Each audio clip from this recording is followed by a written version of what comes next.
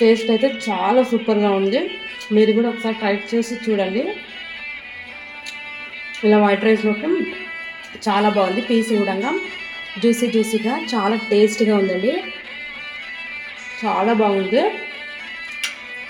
ఇంట్లోనే spicy chicken fry ఎలా తయారు చేసుకోవాలో చూసేద్దామా.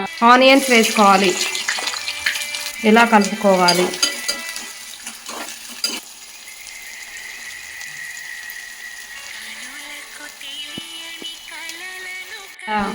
ఆనియన్స్ వేగాక కొంచెం అల్లం వెల్లుల్లి పేస్ట్ వేసుకోవాలి.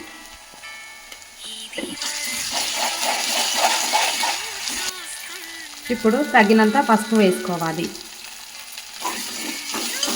కొంచెం కొత్తిమీర కరివేపాకు ఇందులోనే వేసేసుకోవాలి. ఇలా కలుపుకోవాలి. ఇలా ఆనియన్స్ కరివేపాకు కొత్తిమీర వేగాక ఇప్పుడు ముందుగా మనం ఫ్రెష్గా కడిగి పెట్టుకున్న చికెన్ని ఇందులో వేసుకోవాలి.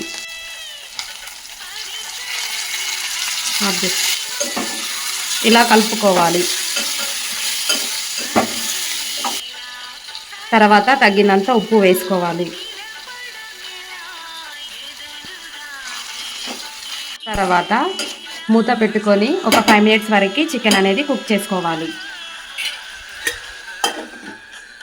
ఇలా కలర్ వచ్చేంత వరకు చికెన్ అనేది బాగా కుక్ చేసుకోవాలి. తగినంత కారం వేసుకోవాలి, కొంచెం మసాలా వేసుకోవాలి. ఇలా వేసుకొని బాగా కలుపుకోవడమే.